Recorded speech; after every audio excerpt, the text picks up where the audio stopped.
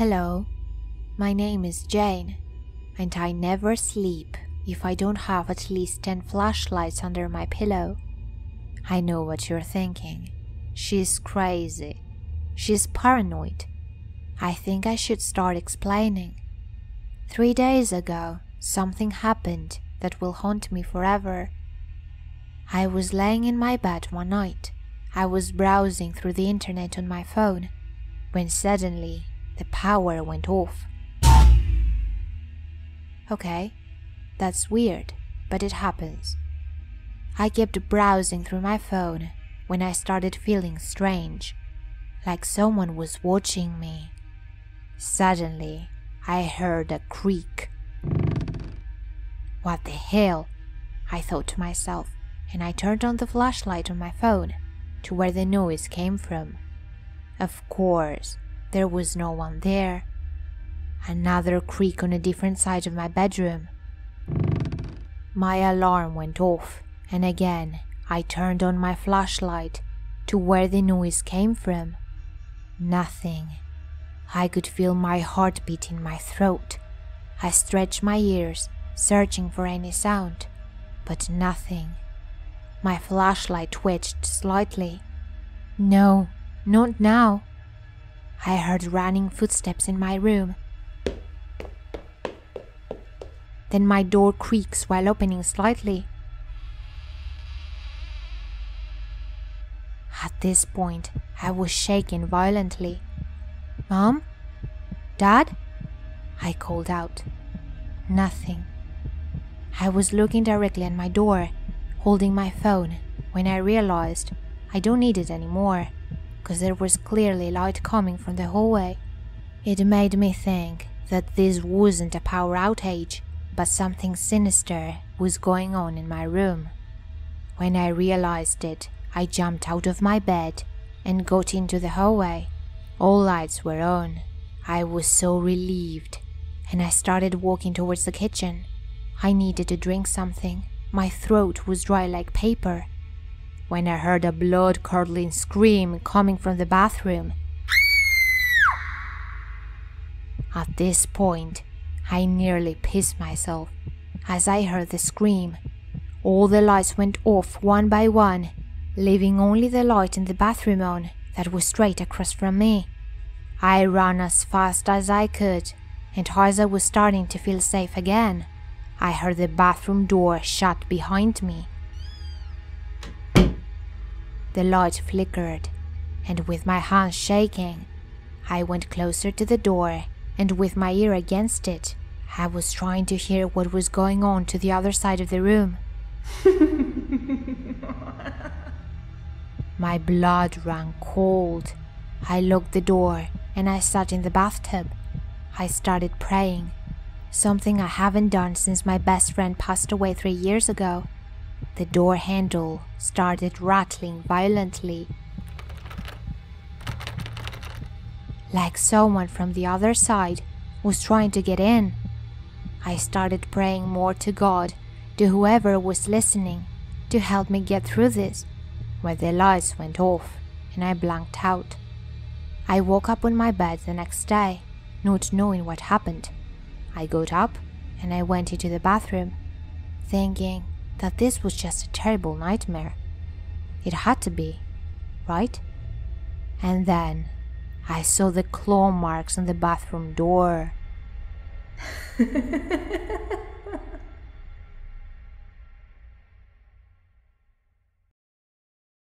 It first happened last week, Thursday, March the 22nd.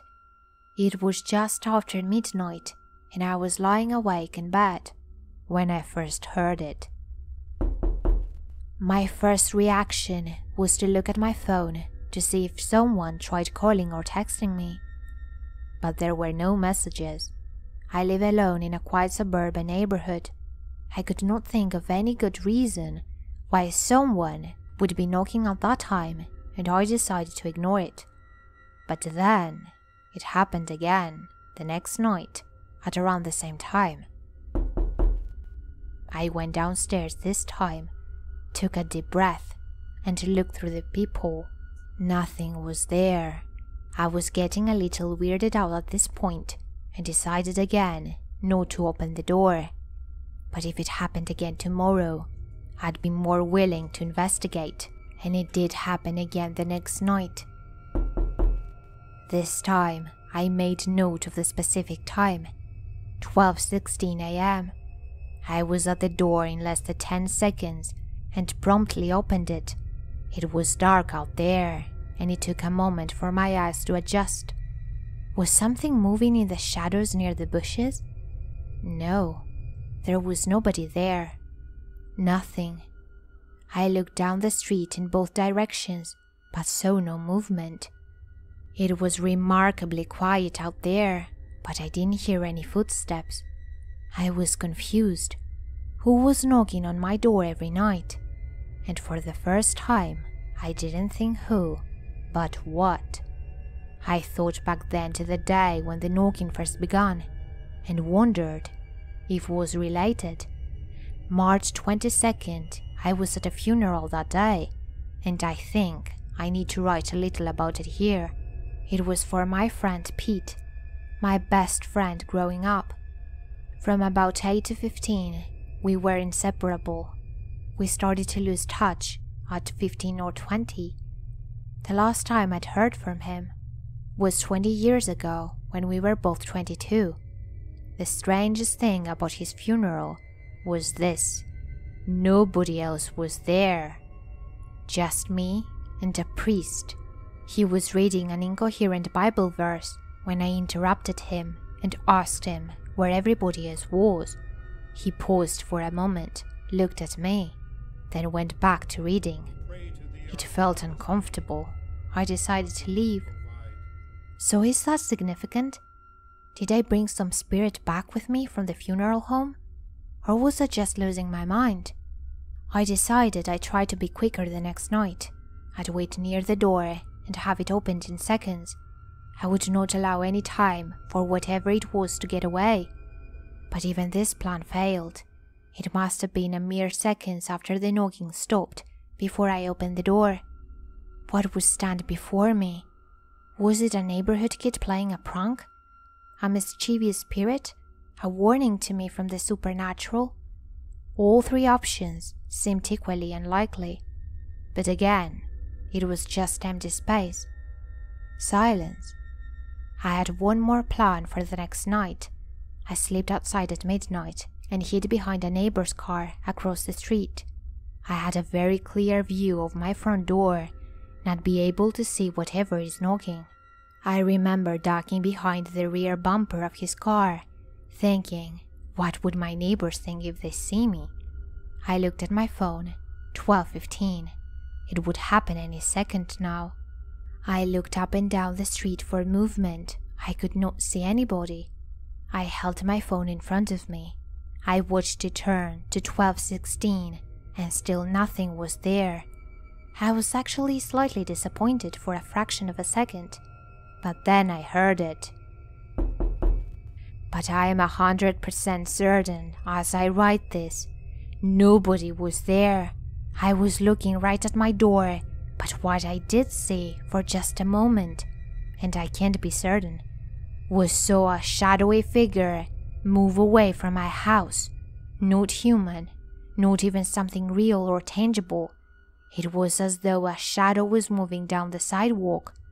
But even I acknowledge maybe it was just my mind playing tricks on me. I have no idea. I have tried some other things the past few nights. I stood by my front door one night and recorded the knocks, and then played the recording to my co-workers the next day. I started thinking the knocking was just in my head, but they could hear it too. They were confused as to why I was making them listen to it, but they could most certainly hear it. And then, 2 nights ago, I decided to beat the knocking to the punch. I stood with my phone in front of me and opened the door at precisely 12:16, just to see what would happen. But again, there was nothing there. In fact, the knocking didn't even happen this time. So if I stood with the door open at 12:16, the knocking would be prevented. What could that mean? And here's the stranger thing. The knocking did wake me up at the morning at 7:07 a.m. Why 7:07 a.m. this time? Why wouldn't the knocking happen if I stood with the door open? I have no idea. I'm lost. I'm really lost. Last night, the knocking was back to its regular time, at 12:16. This was the first time since March 22nd that I decided just ignore it. Why I was unable to find relevance in that passage, it got me looking into other biblical passages, but Peter kept on knocking, and when they opened the door and saw him, they were astonished.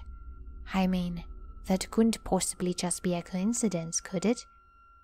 I had been at my friend Pete's funeral the first day the knocking began, and the passage directly references the knocking. The second time the knocking occurred was 7:07.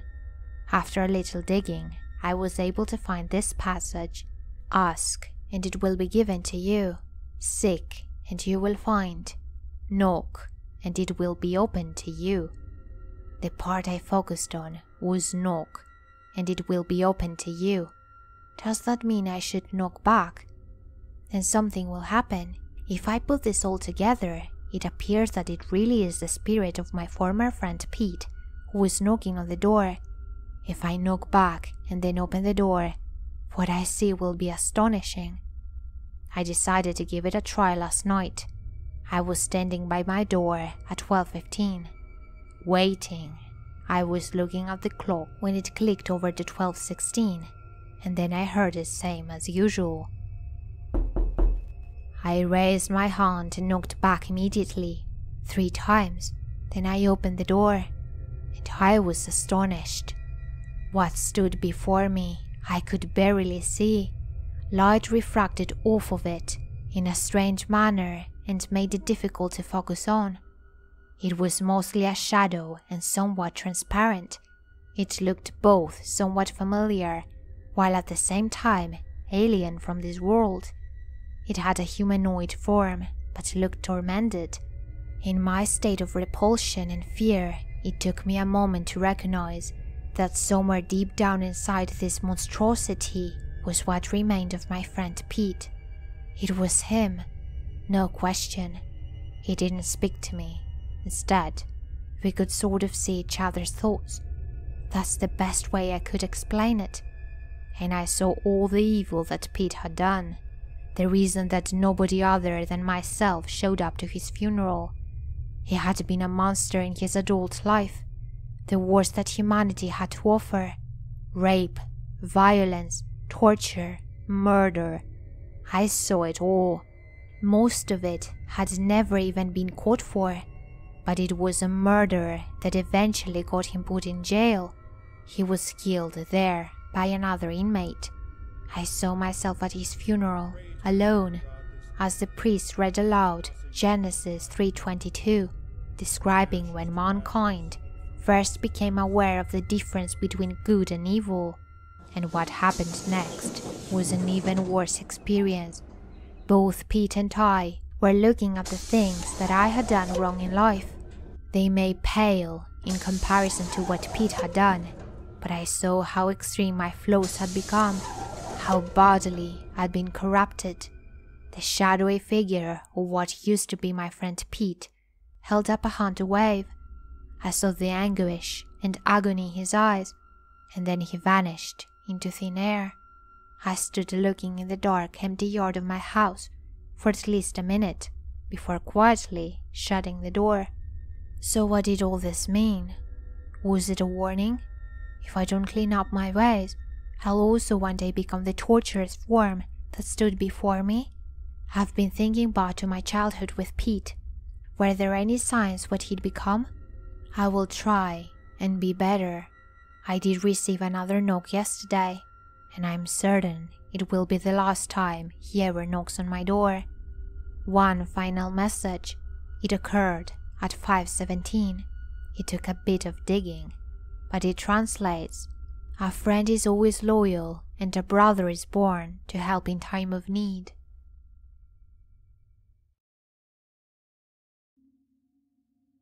There are creatures out there, creatures that can look like people, act like people, but are not. If you can see them too, try not to panic. Don't let them know that you're onto them. Just walk away. Don't engage, because they will retaliate. They killed my sister. I started noticing things about 2 months ago now. It started as a normal day, although I woken up late and had to rush to the station. I started to feel uncomfortable almost as soon as I got on the train, although I tried to ignore it.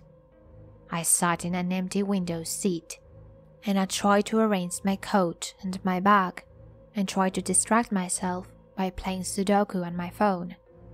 But I could not concentrate. Something felt wrong.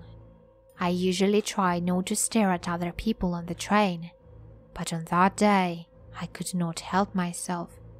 Most people were on their way to work, probably in an office somewhere, like me. Although, there were a few younger people in edgier clothes, probably on their way to the university, or their cool jobs as baristas or clothing shops assistants. A man in a navy suit sitting across from me caught my eye and smiled, and I quickly looked away, not wanting to invite conversation. You know that feeling you get in the back of your neck, that prickling, when someone is watching you? That's what made me turn around. That's when I saw it. There was an older woman, maybe in her 50s, in a standard grey suit with a skirt, with her mouth open and eyes wide, just staring at me. She didn't look away, even when I stared back at her, but instead slowly started to smile a wide grin. She didn't blink.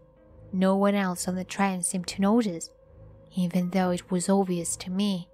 There was something very wrong with her. I knew I had to get off the train. I got up and bumped the old woman sitting next to me in the process, and she glared at me over her glasses while I tried to apologize and move away. I glanced over my shoulder at the smiling woman, but she hasn't moved. I tried to steady my breathing, counting to 10, like my psychologist had taught me. The train doors opened and I almost fell out, stumbling onto the platform. The woman was still staring and smiling at me from inside the train, even as I moved away. I went to work after that and tried to concentrate on normal things. I had a meeting at the end of the day, but when I returned to my desk afterwards, it was obvious that someone had been looking through my things. Stacks of paper had been knocked over, my mug was in a different place, my handbag in the bottom drawer was open. I tried not to panic, although it seemed they had followed me to work, which meant there was a whole group of them, like that woman on the train. I told my boss I wasn't feeling well, and then I just left. I saw another one of those things on my way home. This time, it was following me as I got off the train. It was disguised as a teenager, a boy with long hair and a skateboard. He had the same unblinking eyes, the same deranged grin, and his limbs moved in alien, jerking ways. I managed to lose him by walking quickly, making a few turns, then hiding in the women's bathroom for half an hour. After that, I started seeing them all the time, almost every day. When I left the house, I was too afraid to go to work, so after 2 weeks of calling in sick, I finally quit. It was obvious that something was very wrong with the world, something that was much more important than my job. I tried to work out what they wanted. Was it just me they were watching, following? Who were they? What they are? I had the good sense not to talk about this with anyone, although I desperately wanted to ask other people if they'd noticed them too. Instead, I told everyone that I was taking some time off work on myself, personal time. My sister was particularly worried about me. She kept coming over to bring me food, homemade meals, something I would ask her whether she'd noticed anything or anyone strange on my street. I was afraid they'd work out there I lived, but she always said, "Of course not," and looked worried. Things were quiet for a while. After that, I spent most of my time indoors, doing research online or watching the street outside through a gap in the blinks. Although I hadn't seen any on my street so far, I filled notebooks with my ideas and observations. I had a few theories for what was happening. Maybe demons, maybe aliens, but some kind of creature that could possess a human body, use it like a puppet. Maybe they were watching us as research, finding our weaknesses and strengths for when they eventually try to take over. I assumed they were targeting me specifically because I could see them for what they were, because I was a threat. I'd always been like that. I could always see things other people couldn't. Things changed when they found out where I lived. One came to my door in the form of a postman. He was grinning with those dead eyes, skin pulled too tight over his face.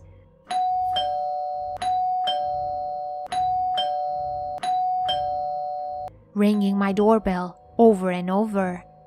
When I didn't open the door, he just kept grinning and walked away, walking that strange way of theirs. While it was happening, I found myself completely frozen, completely unable to do anything. My heart was beating frantically, my skin went cold, and I couldn't breathe. After it left, I burst into motion. I decided to barricade the doors and the windows. I decided to stop using all lights and anything that made noise, and I collected anything that could be used as a weapon. I knew it wasn't a perfect plan, but it was good enough until I worked out my next steps. I thought about leaving straight away, but I didn't have anywhere to go, or even any money. I decided to stay for a while, even though it was incredibly dangerous. I knew they were going to come for me, but I didn't expect them to target my family. When they took over her body to try and trick me, I saw through it straight away. It managed to imitate her body language and her voice fairly well. Her pleas and cries sounded almost believable, but I saw the crazed look in her eye. I saw her too large smile, and I knew. I sobbed while I stopped her, thinking of how we'd played together as kids, how we'd fought over boys, how we cried together when our parents died.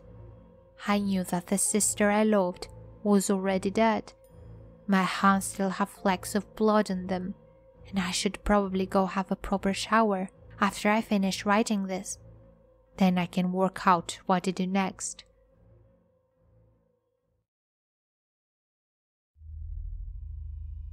This literally happened less than an hour ago, and it scared the crap out of me. I'm still shaking. 11 p.m. at the time it happened.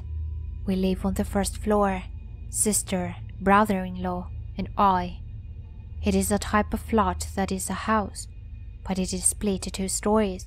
Downstairs is just a corridor leading to the shared backyard, a Harry Potter room, as we call it, the storage room under the stairs. Everything is on the first floor for us, as there are others living beneath us. The bathroom door is literally in front of the stairs. I was taking bath after a long day. Water was really warm, almost too hot. I had to let cold water run for a while before I could actually tolerate it. I was laying in the tub relaxing, only my eyes and nose were above water, when I suddenly heard a rhythmic thumping noise 3 times, then paused for about 10 seconds. Again. Pause again. 3 thumps again. At this point, I start thinking, what the hell is this? I sit up, then I hear someone is knocking on the door. Quiet forcefully. First thought is, who the hell is that at this hour? Idiot. Second thought immediately, shit, he will wake up the others. including my 14-month-old niece. The pause between knocks varied between 10 and 30 seconds tops, and it was really loud, like angry dad trying to get order. Loud. Between the knocks, there was just this eerie dead silence. Only the water and bathtub made slight noises as I was making brief movements. My ears were trying to catch anything, speech or anything, but there was none that I could hear. The knocking continued. I got goosebumps despite sitting in really warm water, and I started to feel really spooked and uneasy. What I suddenly realized that no one else seemed to be hearing it. If for nothing else, they would have been knocking on my door asking what the hell or something. But no, there were no movement. I was really spooked by the time I got this far in my thoughts, and for some reason I felt I should not answer. Instead, I said it with a really low voice. "You're not welcome here. You may not enter. You don't have permission to stay. Please return to where you came." As soon as I said it, the knocking stopped. At this stage, my eyes teared up, and although I did not feel terror, I hurried up as much as I could.